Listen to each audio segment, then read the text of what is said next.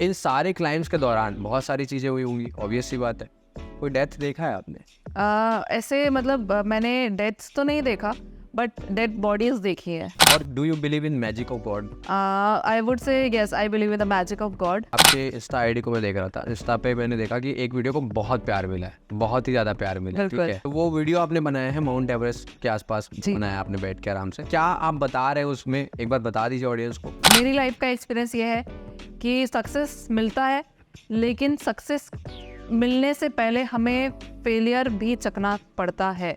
So welcome to new podcast guys. आज हम मिलने वाले हैं यार याशी जैन जी से, जो बिलोंग करती है छत्तीसगढ़ से, और इन्होंने अभी अभी माउंट एवरेस्ट में फतेह हासिल की है और एक बहुत ही बढ़िया और अमेजिंग पर्सनालिटी है, माउंटेनियर है, जिनसे हमें बहुत कुछ सीखने मिला। पर्सनली मुझे तो, आपको भी बहुत सारी चीज़ें इसमें सीखने मिलेंगी। पहली बात जो मुझे सीखने मिली वो था माइंडसेट के बारे में। दूसरी बात हमने जानी कि माउंटेन की तरफ की लाइफ, वहाँ की लाइवलीहुड, वहाँ के लोग कैसे जीवन अपना दिनचर्या बिताते हैं, उसके बारे में मुझे जानने मिला। साथ ही साथ तीसरी बात मुझे समझ आई लाइफ के इंपॉर्टेंस के बारे में, और डेथ को कैसे फील करके बहुत ही करीब से जाना है उन्होंने, उसके बारे में भी बहुत ज़्यादा डिटेल में बात हुई है। तो जानने को तो यार बहुत कुछ मिलने वाला है इस पॉडकास्ट में। आई होप आपको बहुत मज़ा आने वाला है। तो मिलते हैं यार पॉडकास्ट में याशी जैन जी के साथ।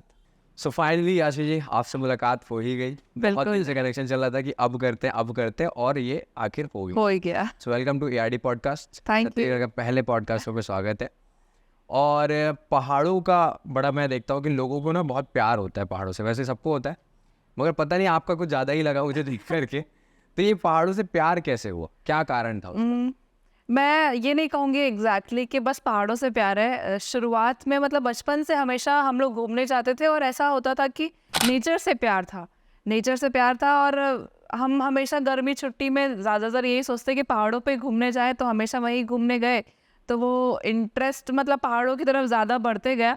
तो ऐसे ही सीखते मतलब घूमते घूमते एक बार हम लोग दार्जिलिंग घूमने गए थे। तो वहाँ पे दार्जिलिंग में रॉक क्लाइंबिंग का जैसे कि टूरिस्ट लोग रॉक क्लाइंबिंग करते हैं, वैसा एक रॉक क्लाइंबिंग का हमने किया था। तो वो सबसे पहली बार किया था, बट तब नहीं समझ में आया था कि एग्जैक्टली में प्यार है पहाड़ों से, क्योंकि तब पता भी नहीं था कि जो मैंने फील्ड चुनी वैसी भी फील्ड होती है। तो वैसे धीरे धीरे जब मैं बड़ी हुई, ऑलमोस्ट क्लास 12th के टाइम पे, फिर मुझे समझ में आ गया था कि नहीं, मेरे लिए माउंटेनियरिंग ही मेरी फील्ड है। ओके, तो वहाँ से चालू हुआ। ये बात कब की है? और ये जो जैसे ये है ऑलमोस्ट 2015 की बात, जब मैंने डिसाइड किया। और स्टार्ट कब किया फिर आपने? स्टार्ट मैंने 2016 से कर दिया था। 16 में ही चालू? जी जी जी। ओके, तो माउंटेन में ना जाने से बड़ा अच्छा लगता है, क्योंकि मैं भी एक दो जगह गया हूँ, मगर उतना नहीं जितना आप। अभी तो बहुत ही ज़्यादा है। माउंट एवरेस्ट चढ़ जाना बहुत बड़ी बात होती है जी। तो ऐसी कोई बात आपको लगती है माउंटेन में जाने से, जो लगता है कि यार ये बात ना नॉर्मल जीवन में नहीं है? मतलब जैसे होता है ना कि एक कॉमन इंसान जो सिविल इंसान है वो जी रहा है, बाकी माउंटेन और यहाँ क्या फ़र्क लगता है? सबसे पहला फ़र्क तो ये लगता है कि जब हम माउंटेन्स पे जाते हैं तो डेफिनेटली वहाँ नेटवर्क नहीं होता है। आजकल की हमारी जो लाइफस्टाइल हो गई है, वो शायद हम फ़ोन के बिना नहीं रह सकते। लेकिन ये चीज़ मैं रियलाइज़ करती हूँ पहाड़ों पे जाने के बाद कि नहीं, फ़ोन के अलावा भी हमारी ज़िंदगी है। जब हम पहले हमारे पास जब फ़ोन नहीं होता था, अगर हम बचपन की बात करें तो हम शाम में लाइट गोल हो जाती थी तो बाहर आके बैठ जाते थे या खेलते थे बाहर आके, कुछ ना कुछ ऐसी चीज़ें करते थे कि हम ज़्यादातर बाहर एटमॉस्फेयर में अपना टाइम स्पेंड करते थे। लेकिन आज का टाइम ऐसा हो गया कि हम बस फ़ोन में लगे रहते हैं, फ्री टाइम भी रहता है तो फ़ोन में ही मूवी देख रहे हैं, कुछ भी रहता है। तो पहाड़ों के जाने के बाद मुझे वो कंपैरिजन लगता है कि नहीं, आज भी हमें मतलब नेचर के पास रहना चाहिए, और जो हम पहले चीज़ें करते आ रहे थे वो करते रहना चाहिए, जिससे कि हम अपने आप को नेचर से और अपनी लाइफ से और करीब महसूस करें। ओके, मतलब बहुत ही ज़्यादा, क्योंकि ये बात ना बहुत कम लोग शायद समझ पाते। As an like 90s kid, मैं 90s वाला हूँ। हाँ। तो मुझे ये बात बिल्कुल पता है, क्योंकि जब हम लोग ना लाइक जब गर्मियाँ छुट्टी होती है, हम लोग जब जाते थे, तो एक ना कटौती बोलते, लाइट की कटौती होती है। उस समय टेलीफोन ही था। हाँ, तो था नहीं जी। और जब लाइट गोल हो जाए तो हमें वही करते थे, बाहर निकल के तारे देख रहे हैं, बैठे हुए, तो पता नहीं अलग ही सुकून था।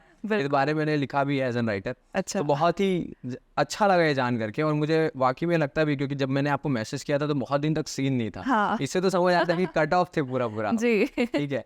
ओके, तो शुरुआत कहाँ से हुई? जैसे आपका रहना कहाँ हुआ है, बचपन कैसे बीता है जी। और ये जो माउंटेन आप तो बोले कि टकराए, हाँ। इसके बीच में कुछ ना कुछ ऐसा भी हुआ होगा जिसमें आप जैसे 12th तक आपने किया, सब्जेक्ट्स क्या रहा आपका, हाँ। और उस बीच में कुछ इसका इन्फ्लुएंस था आपके लाइफ में कि माउंटेन आने वाला है, ऐसा कुछ पता था, या फिर वहीं से ही शुरुआत हुई? अच्छा, तो मैं शुरू से बताती हूँ आपको उस बारे में। हमेशा से मेरा फैमिली का बैकग्राउंड ऐसा रहा है, मेरे मम्मी पापा की सोच ऐसी रही है कि उनका हमेशा सोचना ये रहता था कि बच्चे को सारी चीज़ें आना चाहिए। ओके। क्योंकि जब तक एक बच्चा नहीं समझेगा उसका इंटरेस्ट किस में है, और जब तक वो सारी चीज़ें एक्सपोजर नहीं ले पाएगा सारी चीज़ों का, तो उनको शायद समझ में नहीं आएगा। ठीक है, कुछ लोग होते हैं एकदम जिनको पता होता है कि उनको क्या बनना है, बट बहुत लोगों को नहीं पता होता है कि उन्हें क्या बनना है। उस समय एक्सप्लोर करना चाहिए। तो बचपन से लेके मतलब हमेशा मम्मी पापा ने हमें हर चीज़ें सिखाई। समर वेकेशन हम पूरा यूटिलाइज करते थे। स्विमिंग सीखा, डांसिंग सीखा, ड्राइंग सीखा, शायद कोई ऐसी एक्टिविटी नहीं थी जो नहीं सीखा। स्पोर्ट्स भी, सारी चीज़ें। तो तभी से मेंटालिटी में था कि अपना एक ड्रीम चूज करना है। और साथ ही साथ मम्मी पापा का हमेशा कहना रहता था कि बेटा तुमको कुछ डिफरेंट करना है, तुमको रेगुलर भेड़ चाल में नहीं चलना है, कुछ डिफरेंट करके दिखाना है। तो शुरू से वैसी सोच थी। तो ये क्लास 12th की बात है, तब क्लास 12th मेरा हो चुका था और फिर मैं एग्ज़ाम्स वगैरह देने के लिए दूसरे सिटीज़ में जाती थी, क्योंकि कॉम्पिटिटिव एग्ज़ाम देना पड़ता था। तभी मैंने एक मैगज़ीन पढ़ी थी, उसमें अरुणिमा सिन्हा मैम के बारे में दिया हुआ था। Yes yes. आप शायद जानते होंगे, वो फीमेल माउंटेनियर है, उनका एक पैर नहीं है, उसके बाद भी उन्होंने, जी, बहुत इंस्पायरिंग पर्सन है। और उनका ये ब्लॉग पढ़ के मुझे पता चला था कि माउंटेनियरिंग के कोर्सेज भी होते हैं। क्योंकि बचपन से हमने पढ़ा था, बचेंद्री पाल मैम ने क्लाइम किया है, बट हमें नहीं पता था कैसे क्या है, उसके भी कोर्सेज होते हैं या वैसा कुछ। तो उनके बारे में पढ़ के मुझे पता चला। फिर मैंने पापा को बोला कि पापा मुझे भी ये कोर्स करना है, एंड मम्मी पापा हमेशा सपोर्टिव तो थे ही। तो पापा ने बोला ठीक है बेटा, अब अपन पता करते हैं कहाँ से हो सकते हैं कोर्स। 2015 में डिसाइड किया, और फिर कॉलेज में भी एडमिशन हो चुका था। लकीली कॉलेज भी इतना बढ़िया था मेरा कि मैंने KT यूनिवर्सिटी भुवनेश्वर से अपना बीटेक किया है। तो वहाँ पे 2 मंथ्स की समर वेकेशन होती थी। तो पता चला कि कोर्स भी उसी मंथ्स में होते हैं और 1 महीने का कोर्स होता है। तो कोर्स में एडमिशन ले लिया और फिर शुरू हो गई जर्नी माउंटेनियरिंग की। पर तब तक भी मतलब कोर्स करके ये डिसाइडेड नहीं था कि डेफिनेटली मैं माउंटेनियर बनूंगी कि नहीं बनूंगी, क्योंकि मुझे मतलब जैसे कि अगर एक लेमैन सोचेगा अगर कभी माउंटेनियरिंग करने का या ट्रैकिंग करने का, तो उसे बस वो सुंदर सुंदर चीज़ें ही दिखाई देती है। Of course. तो कोर्स करने के बाद मुझे रियलिटी पता चली कि एग्जैक्टली क्या है माउंटेनियरिंग और क्या उसकी डिफिकल्टी है। वही बोलते हैं दूर के ढोल सवने। जी। ठीक है। अच्छा, तो जैसे आपने स्टार्ट किया ट्रेनिंग वगैरह, तो हम ना बहुत ज़्यादा ऐसे अच्छा साइड देखते हैं कोई भी चीज़। हाँ। ठीक है, जैसे अगर हम अपनी फील्ड की बात करें, लाइक मीडिया फील्ड है, तो लोग को लगता है अरे क्या वीडियो बना, कैसा हो गया। हाँ। उनको नहीं पता कितने टेक्स होते हैं, कितना क्या लेना पड़ता है, कितनी लाइटनिंग्स होती है, क्या क्या हमको देखना पड़ता है, एडिटिंग्स में क्या लगता है। मुझे ना वही डार्क साइड जानना है आपका कि माउंटेनियरिंग करना मजाक नहीं है। ठीक है, उसमें बहुत ज़्यादा लाइक पहली बात तो मैं बोलना चाहूँगा कि मतलब आपको रेस्पेक्ट है बहुत ज़्यादा। उसमें माइंडसेट का ना स्थिरता चाहिए, काइंड ऑफ मेडिटेटिंग माइंड चाहिए उसके लिए, और वो आप में है। तो मुझे ये बताइए कि इसका डार्क साइड क्या है, क्या क्या झेलना पड़ता है एक इंसान को अगर वाकई में स्टार्ट करना है, और पहले स्टार्टिंग में आपको क्या क्या दिक्कतें आई है? जी, तो सबसे पहले जैसे मैंने कोर्स का बताया अपना, तो वो ऑलमोस्ट 1 मंथ का कोर्स होता है और उसका शेड्यूल ऐसा रहता है कि हम पहले रॉक क्लाइंबिंग ट्रेनिंग करते हैं, देन फिर ग्लेशियर के लिए ट्रैक करके जाते हैं, और ट्रैक करके फिर ग्लेशियर में हमारी ट्रेनिंग होती है। क्योंकि मेनली जो हम लोग क्लाइंब करते हैं वो आइस क्लाइंबिंग वाला फील्ड ज़्यादा रहता है, rock climbing is different field. तो जैसे कि अगर बात करें तो माउंटेनियरिंग फील्ड सबसे ज़्यादा रिस्क वाला फील्ड है, क्योंकि जैसे कि दूर से देख के लोगों को तो ये डेफिनेटली लगता है कि हम सुंदर सुंदर व्यू देख पा रहे हैं, हम सुंदर ट्री लाइन देख पा रहे हैं, या वाटरफॉल देख पा रहे हैं, या जो भी चीज़ें वो सारी चीज़ें देख पा रहे हैं। बट वहाँ तक पहुँचने के लिए हमें जो ट्रैक करना पड़ता है, या फिर हम जो ग्लेशियर क्रॉस करते हैं, या जो भी पार्ट रहता है, उसमें कोई भरोसा नहीं रहता है कि कब आप एक गलत कदम रख दें और आप स्लिप हो जाए, या आपको इंजरी हो जाए, या फिर यहाँ तक कि आपकी डेथ भी हो सकती है। yes. अगर बात करें जैसे कि माउंट एवरेस्ट की, जो मेरा रिसेंट एक्सपीडिशन था, तो उसमें सबसे ज़्यादा डिफ़िकल्टी वही आती है कि जब हम ग्लेशियर क्रॉस करते हैं, वहाँ के ग्लेशियर का नाम है खुम्बू ग्लेशियर। ग्लेशियर यानी कि वो फ्रोज़न रिवर कह सकते हैं उसको। और उसका पार्ट ऐसा है कि हम शायद जिस ज़मीन पे चल रहे हैं, जिस आइस पे चल रहे हैं, उसके नीचे 1 किलोमीटर तक की खाई भी हो सकती है। हमें आइडिया नहीं है, तो उसको उतना ध्यान से क्रॉस करना। देन कभी भी माउंटेन्स में ज़्यादा हलचल होने से, या कोई भी पार्टिकल या रॉक मूवमेंट होने से वहाँ एवलांचेस भी आ जाते हैं। yes. और हाँ, और सबसे ज़्यादा डिफ़िकल्टी, जैसे कि आपने मेंटल फिटनेस की बात करी, तो माउंटेनियरिंग के लिए डेफिनेटली मेरा कहना ये रहता है कि फिज़िकल फिटनेस एक बार इंसान की 19-20 हो जाए, लेकिन मेंटल फिटनेस हमेशा 21 चाहिए। क्योंकि अगर दिमागी तौर पे जीत गया तो वो अपने शायद टूटे हुए पैर के साथ भी वो ऊपर चढ़ सकते हैं। पूरा गेम बस मेंटल फिटनेस का है। तो मेरा भी जो ये एक्सपीडिशन था उसमें मतलब मैंने एक पीक के साथ 2 पीक क्लाइम किए थे, मतलब टोटल 2 पीक मैंने क्लाइम किए थे, तो वो भी पूरा मेंटल फिटनेस का ही मेरा गेम था। उसके लिए बहुत प्रैक्टिस करनी पड़ती है। और एक और रिस्क ये भी रहता है कि जैसे कि हम वहाँ बहुत ज़्यादा लो ऑक्सीजन में हैं, वहाँ ऑक्सीजन लेवल बहुत लो है, हम सप्लीमेंट ऑक्सीजन पे रहते हैं। तो उसके बाद हमारा हार्ट ये कोशिश करता है, हम सप्लीमेंट ऑक्सीजन पे, और हमारा हार्ट ये कोशिश करता है कि वो बस जो मेन बॉडी ऑर्गन्स है वहाँ तक ऑक्सीजन पहुँचाए, और जो छोटे मोटे ऑर्गन्स है जैसे कि हमारे फिंगर्स हो गई, हमारे टोज़ की फिंगर्स हो गई, नोज़ हो गए, ईयर्स हो गए, या फिर चीक्स हो गई, ये सारे पार्ट पे वो कोशिश करते हैं कि यहाँ ऑक्सीजन नहीं भी पहुँचेगी तो भी ये आदमी जिंदा रह लेगा। उस हार्ट का सोचना ये रहता है। तो क्या होता है कि जब हम चलते हैं और जब इन फिंगर्स में मूवमेंट नहीं होता है, फिंगर्स वार्म नहीं हो पाती है और ऑक्सीजन सप्लाई नहीं होता है, तो इसमें फ्रॉस्ट बाइट हो जाता है। फ्रॉस्ट बाइट मतलब कि अगर हम उसको बर्न से कंपेयर करें, बर्निंग के भी स्टेजेस होते हैं, वैसे फ्रॉस्ट बाइट के स्टेजेस होते हैं। और फ्रॉस्ट बाइट में हमारे ब्लड सर्कुलेशन नहीं होता है, तो उस वजह से फिंगर्स फ्रोज हो जाती है। तो फ्रोज होने के बाद वो उसमें कलर चेंजेस होते हैं, ब्लू, ग्रीन, डार्क ब्लू ऐसे। और अगर आपकी 3rd स्टेज पहुंच गई है, डार्क ब्लू हो गई है, तो फिर आपको फिंगर्स कट करनी पड़ती है। यस, तो ये एक पार्ट हो गया। फिर एक पार्ट ये भी होता है कि एवरेस्ट की जब क्लाइंबिंग कर रहे हैं तो हम समिट पे तो पहुंच गए, बट आपकी बॉडी इतना एग्जॉस्ट हो गई है कि विदाउट मतलब लो ऑक्सीजन की वजह से आपके दिमाग पे ऑक्सीजन नहीं पहुंची, तो आप सही से डिसीजन नहीं ले पाते हैं। तो अभी भी ऐसा केस हुआ था कि कई लोग, मतलब कुछ लोग चलते चलते ही उन्हें समझ में नहीं आ रहा है कि वो किस एल्टीट्यूड पे है। उनको लग रहा है शायद सामने तो कोई शॉप है, और वो इमेजिन कर रहे हैं कि सामने कोई शॉप है, मैं जाके कोल्ड ड्रिंक पी के आता, और उन्होंने अपना जो सेफ्टी होता है रोप से उसको खोला और वो चल दी। और रास्ता तो इतना सकरा होता है या फिर इतना बड़ा नहीं होता है कि हम शायद प्लेन रास्ते पे तो नहीं चलते हैं कभी, तो वो उन्होंने बस एक अगला कदम रखा और वो नीचे फिसल गए, और उनकी बॉडी अभी तक नहीं मिली। Oh my God. तो मतलब ऐसे ऐसे फैक्टर्स होते हैं कि जिसके बारे में डेफिनेटली हमें पहले से पता होता है, बट हम उसके लिए पहले से प्रिपेयर्ड रहते हैं कि हमें ये सारी चीज़ें देखनी पड़ सकती है। हाँ बाप रे, मतलब हमको इसमें देख, वही वाली बात है ना, दूर के दूर सुनाने वाली बात जी। है।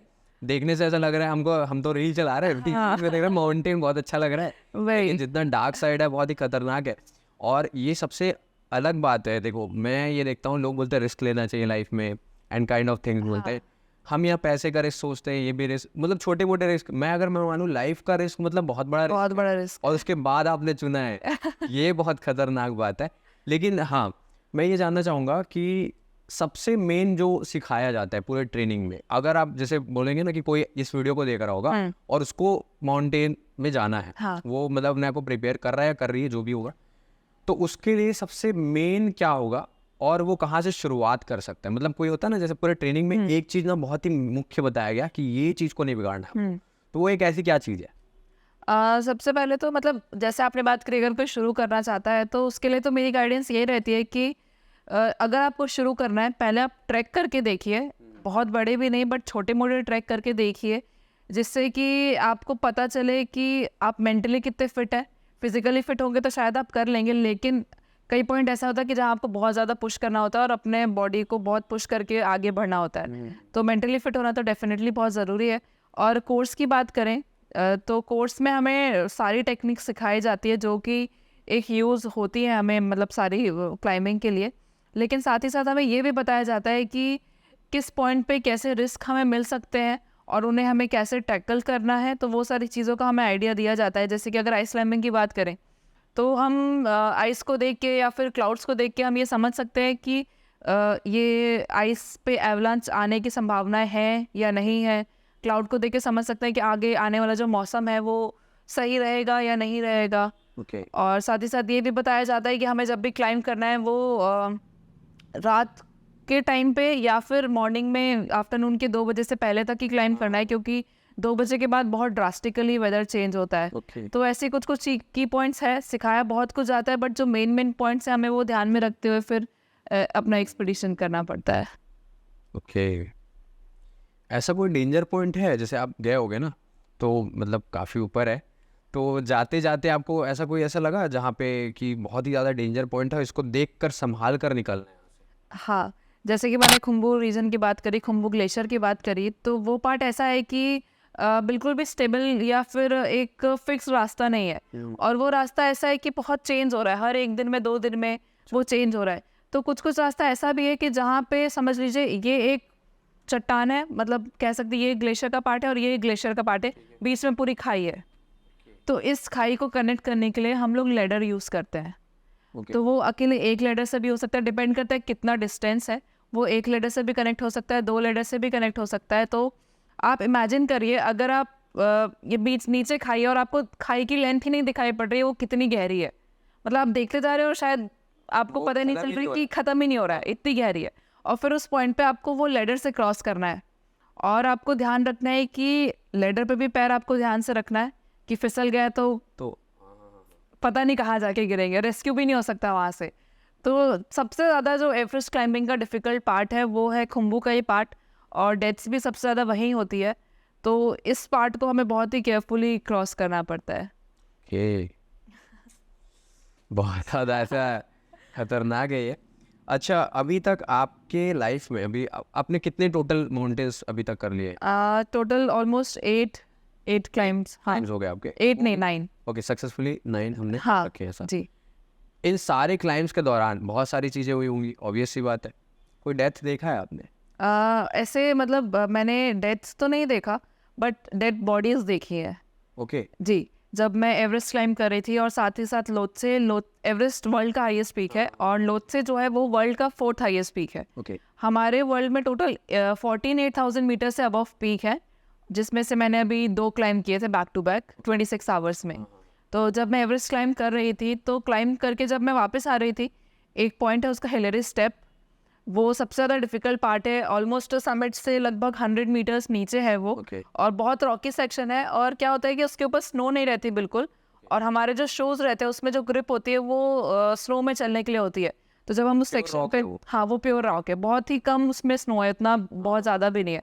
और सारी ऐसी स्नो है कि बहुत स्लोप भी है, तो उसमें पैर भी बहुत फिसलता है, तो बहुत रिस्की पार्ट हो जाता है। जाते समय तो मुझे वो डेड बॉडी नहीं दिखी, क्योंकि उसको थोड़ा नीचे रख दिया गया था। पहले वो ऐसे पॉइंट पे थी कि उस डेड बॉडी को क्रॉस करके हमें जाना पड़ता था, अभी उसको थोड़ा नीचे पुश कर दिया गया है। तो जब मैं लौट रही थी तब मैंने वो डेड बॉडी देखी, और मैं मतलब नहीं देखना चाह रही थी, बट बार बार आंखें भी वहीं जा रही थी और बहुत ज़्यादा डर भी लग रहा था वो देख के। और फिर मतलब वो डेड बॉडी देख के मैं जो लाइफ और डेथ से अभी मतलब समिट पे पहुंच के लाइफ और डेथ से जूझ के वापस आई, वो सारी चीज़ें मुझे याद आने लग गई थी।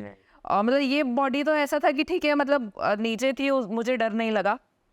लेकिन जब मैं लोत्से क्लाइंब करने के लिए गई नेक्स्ट डे ही, तो उसका एक 100 मीटर का जो पाथ था उसमें सबसे मतलब वो जो स्टार्ट होता है वो स्लोप, उसके यहाँ पे ही वो डेड बॉडी मतलब बैठी हुई थी, कह सकते हैं, या लेटी हुई थी, वो वैसी थी बॉडी। और मतलब इतनी डरावनी लग रही थी वो बॉडी, और मतलब वो देख के मुझे ये रियलाइज़ हो रहा था कि शायद ये क्लाइंबर का गलत डिसीजन रहा होगा कि उनकी डेथ हो गई क्लाइंब करते हुए, या पता नहीं उन्होंने शायद अपने समिट को ज़्यादा इम्पोर्टेंस दी होगी, इसीलिए आज शायद वो नहीं बच पाए। तो मतलब मुझे जो माउंटेनिंग की हार्डशिप्स थी जो हमें क्लाइंब करते हुए एग्जैक्टली रियलाइज़ होती हैं, वो सारी चीज़ें याद आ रही थी, और डर भी लग रहा था, और साथ ही साथ खुद में भी लग रहा था कि मैंने समिट तो कर लिया, भगवान अब मुझे बस सेफली वापस पहुंचा देना। ओके। तो कहने का मतलब ये है कि केवल माउंटेन में पहुंचना स्ट्रगल नहीं है, वहां से आना भी स्ट्रगल है। जी, ओके, वो सबसे ज़्यादा मतलब मेरा मानना तो ये है कि शायद समिट पे पहुंचना तो एक इजी पार्ट है, क्योंकि आप शायद अपने 100% सेंसेस में होते हैं जब आप समिट पे जा रहे हैं, क्योंकि आपके पास एक ड्रीम है कि आपको समिट पे पहुंचना है, गोल है आपके पास। लेकिन जब आप वापस आते हैं तो आपके पास एक्साइटमेंट भी रहती है कि आपने समिट कर लिया, लेकिन साथ ही साथ आपने पूरी एनर्जी पुश कर दी अपनी समिट के लिए। लेकिन जब आप वापस आते हैं तो आप पूरे एग्जॉस्टेड रहते हैं, तो आपको ध्यान नहीं रहता कि आप पैर कहाँ रख रहे हैं या पैर कैसे रख रहे हैं। कई बार ऐसा होता है कि जो मैंने आपको बताया, हमारे शूज़ में जो क्रैम्पॉन्स होते हैं जो ग्रिप के लिए हम यूज़ करते हैं, वो हम इतने वीक हो जाते हैं कि हम अगर पैर सही से नहीं रखते तो वो हमारे जो सूट रहता है उस पर फंस जाता है और उससे हम गिर जाते हैं। कई डेथ्स भी उसी वजह से होती है कि हम ध्यान से जब उतर के नहीं आते हैं और हमारे पैर मतलब शूज़ ही हमारे ड्रेस में जब फंस जाते हैं तो उस वजह से गिरने की वजह से डेथ हो जाती है। तो ये सारी चीज़ें को हमें बहुत मतलब मेन समिट तब माना जाएगा जब आप सेफली वापस नीचे तक आ जाएंगे। ओके, क्या फीलिंग था जब आप पहुंचे? क्योंकि देखो किसी का ड्रीम जब कंप्लीट होता है ना, तो मुझे पता है क्योंकि कुछ ड्रीम्स मेरे पहले के थे वो अभी कंप्लीट हो गए, जी। अब और भी ड्रीम्स है। आपका ये जो ड्रीम है ना, ये नॉर्मल नहीं है, मतलब नॉर्मल इंसान के लिए नहीं है। अभी क्या होता है, गाड़ी लेनी है, घर लेना है, हो क्या ड्रीम, ठीक है, वो तो सारा हर कोई हर करता कोई करता है। है। लेकिन आप जो करके आए हो वो कुल मिला के ना ऐसा है कि लाइफ को चैलेंज देने वाली बात जी। है कि भाई जिंदगी है, जिंदगी को चैलेंज दे दी है, और उस जिंदगी को ऐसा चैलेंज है कि मौत भी साथ में मौत भी साथ में चल रही है, पीछे ही पीछे है। पीछे पीछे चल रही है, ठीक है। तो क्या फीलिंग था जब माउंट एवरेस्ट के टॉप में थे आप? फीलिंग तो सबसे बड़ी यही थी कि ऑलमोस्ट 8 इयर्स का मेरा ये ड्रीम था। 8 इयर्स से मतलब मैं पीछे लगी हुई थी कि करना है, जो सोचा हुआ था वो अचीव करना है। तो जब मैं समिट पे पहुंच गई, मैं नहीं कहूँगी कि समिट पे पहुंच के मुझे कुछ फील हुआ। समिट से जब मैं 100 मीटर नीचे थी, जब मुझे समिट दिखाई दे रहा था, तब मैं बहुत ज़्यादा इमोशनल हो गई थी। मतलब मेरा गला भर गया था कि मैं समिट देख पा रही हूँ और बस मैं कुछ ही दूर हूँ अपने ड्रीम से। तो मैं बहुत इमोशनल हो गई थी और लिटरली मेरे आंसू भी आ गए थे उस पॉइंट पे।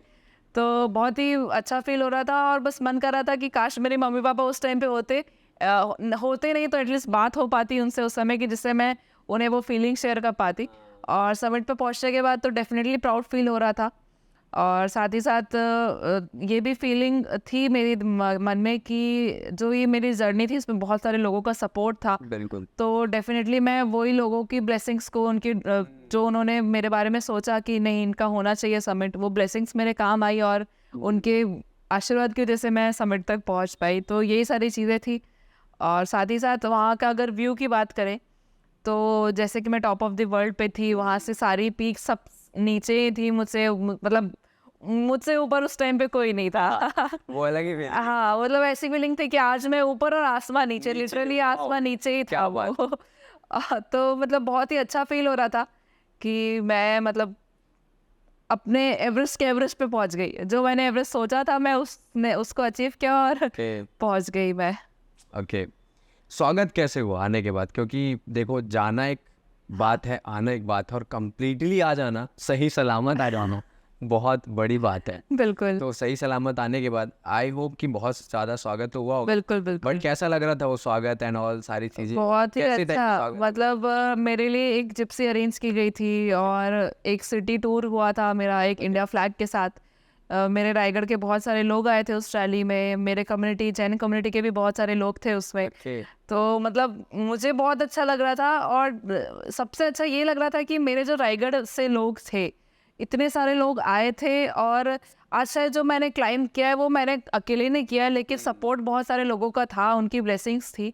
तो इतने सारे लोगों को जब मेरे समिट से खुशी मिल रही थी तो मुझे वो चीज़ बहुत अच्छी लग रही थी कि मतलब एक होता है ना कि अपने सिटी का गौरव बढ़ाना, अपने स्टेट का नाम वहाँ तक लेके जाना। तो बहुत अच्छा लगा और बहुत अच्छे तरीके से लोगों ने मेरा वेलकम भी किया था। क्या बात, क्या बात। ओके, तो बहुत कुछ तो जानने मिला मुझे, और आई होप कि ऑडियंस को भी बड़ा मज़ा आ रहा होगा। क्योंकि मुझे, मैं बताऊँ उनको, लिटरली बता रहा हूँ, अभी तक जितने पॉडकास्ट हो रखे हैं, हम बहुत अच्छे अच्छे गेस्ट लोग से मिले और अच्छी अच्छी बातें जानने मिली, मगर सबसे ये थोड़ा अलग है। और क्योंकि देखो सब सिविलियंस ही थे, जिनका स्ट्रगल था ना वो यहाँ का स्ट्रगल था। आपका स्ट्रगल ना एक्चुअली लाइफ एंड डेथ वाला स्ट्रगल है, बिल्कुल। ठीक है, जो अभी तक जानने मिला। मुझे एक बात बताइए, सेक्रीफाइस एक वर्ड जो है ना लोगों के लाइफ में, प्लस हम भगवद गीता वगैरह भी पढ़ते हैं, उसमें भी बहुत बताया जाता है कि त्याग इम्पोर्टेंट है। आपको क्या लगता है, त्याग सच में इम्पोर्टेंट है, और कितना आपके जीवन में उसने काम किया और जिसकी वजह से शायद परिणाम मिला आपको? बहुत सही बात बोली आपने। तो त्याग की बात करें तो मैं कहूँगी कि माउंटेनियरिंग जो फील्ड है, या फिर किसी का भी कोई भी अगर कोई ड्रीम है तो उसके लिए डेफिनेटली आपको बहुत सारे सेक्रीफाइसेस करने पड़ते हैं। और अगर मेरी फील्ड की बात करें तो मेरा शेड्यूल इतना स्ट्रिक्ट रहता था और डाइट वगैरह भी इतनी स्ट्रिक्ट रहती थी कि अगर मतलब डेफिनेटली हमें मन करता है हम फ्रेंड्स के साथ घूमने जाएं या फिर कहीं ना कहीं आउटिंग पे जाएं, बट मुझे पता होता था कि नहीं, मेरा शेड्यूल इतना है, इसके बाद अगर मेरा टाइम बचेगा तो फिर मैं उन चीज़ों के लिए टाइम दूंगी। तो मतलब मेरा दिन भर का शेड्यूल पूरा वर्कआउट्स में ही जाता था और बचा हुआ जो टाइम रहता था मैं उसमें शायद अपनी नींद को ज़्यादा प्यारी मानती थी, क्योंकि डेफिनेटली रिकवरी भी ज़रूरी है। तो पूरे दिन भर के वर्कआउट शेड्यूल के बाद में और मुझ में जान भी नहीं बचती थी कि मैं किसी और चीज़ों में भी दिमाग लगाऊं। और कई बार ऐसा भी होता था कि फैमिली टाइम भी हमें मिस करना पड़ता था, या फिर कई बार ऐसा होता है वर्कआउट करके इतना थक गई कि शायद मैंने खाना खाया और मैं सो गई, शाम को 8 बजे, रात को 8 बजे मैं सो गई जाके, तो फैमिली टाइम भी मिस करना होता है। फिर साथ ही साथ कई ऐसी चीज़ें भी रहती थी कि जैसे अगर डाइट की बात करें, पापी पेट है, उसको चाहिए होता है कि कुछ अच्छा अच्छा खाने में मिले बट डाइट वगैरह मेरी फिक्स डाइट इतनी रहती थी कि नहीं, अगर मैंने डिसाइड किया डाइट है तो मंथ में एक बार खाना है, तो वो फिक्स रहता था कि उसी टाइम में खाना है। ऐसा नहीं कि आज मन किया तो आज खा लिया, कल मन किया तो कल खा लिया, क्योंकि जब तक आप अपनी लाइफस्टाइल को डिसिप्लिन के साथ नहीं रखोगे तो शायद आप जो अचीव करना चाहते हो वो आज अचीव नहीं कर सकते हो, क्योंकि डिसिप्लिन सबसे ज़्यादा ज़रूरी होता है। और डिसिप्लिन अगर आपने किया है तो वहाँ पे सेक्रीफाइस अपने आप आ जाता है ओके डिसिप्लिन के साथ ओके। मुझे ना वहाँ के लाइफ के बारे में बताइए। जैसे होता है ना कि हम तो यहाँ पे नॉर्मल जगह में जी रहे हैं और पहाड़ी दुनिया जो है वो अलग ही दुनिया है, वहाँ तो अलग ही स्ट्रगल है। जैसे मेरे स्ट्रगल में भी शायद हो सकता है, मतलब कितने अजीब है। अब मैं ये वही देखता हूँ कि हम लोग का स्ट्रगल क्या है कि सुबह 8 बजे उठ रहे हैं और मैं उठ नहीं पा रहा हूँ, ये स्ट्रगल है। वहाँ के लिए ऐसा नहीं है, वहाँ के लिए है कि तुम यहाँ से ऊपर चले जाओ, यही स्ट्रगल है, ये struggle। या फिर तुम नीचे से संभाल लेके ऊपर आ जाओ, यही स्ट्रगल है। मतलब छोटे छोटे हम लोग क्या कर सकते हैं, पानी पी रहा है आराम से, हाँ। और वो पानी भी हम लोग मम्मी से मंगा रहे हैं, ये अजीब अजीब चीज़ें हो रही है।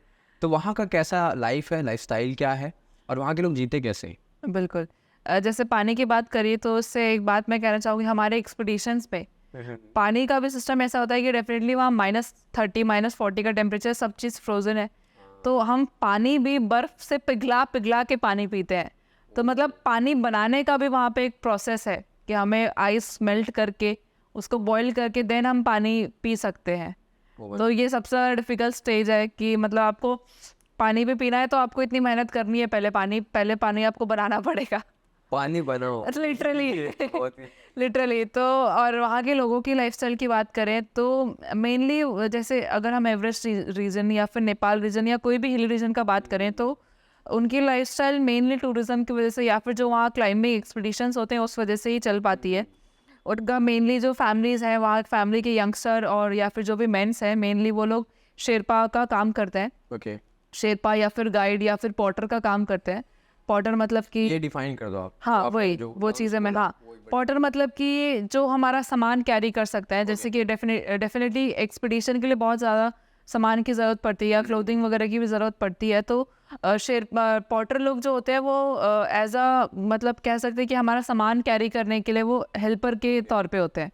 और शेरपा और गाइड मतलब कि शेरपा और गाइड एक ही चीज़ हो गई। शेरपा मतलब वहाँ की कम्युनिटी को कहा जाता है, जो नेपाल के जो हिली रीजन की कम्युनिटी हैं, लोग हैं, उनको शेरपा कहा जाता है। और साथ ही साथ टेंजिंग नॉर्वे, एडमंड हिलेरी ने जब समिट किया था तो जो टेंजिंग नॉर्वे थे वो एक शेरपा थे, जो कि जिनको आइडिया है उस हिमालयन रीजन का, क्योंकि जब एडमंड हिलेरी ने प्लान किया था तब उन्हें तो उतना आइडिया नहीं था, लेकिन जो वहाँ के रहने वाले लोग हैं उन्हें आइडिया होता है कि माउंटेन रीजन कैसा है, वहाँ की मतलब वहाँ वेदर कैसे, क्लाइमेट कंडीशंस वगैरह, एटमॉस्फेयर वगैरह कैसा है, क्या चीज़ों की ज़रूरत पड़ सकती है, वो सारी चीज़ों का उन्हें आइडिया होता है।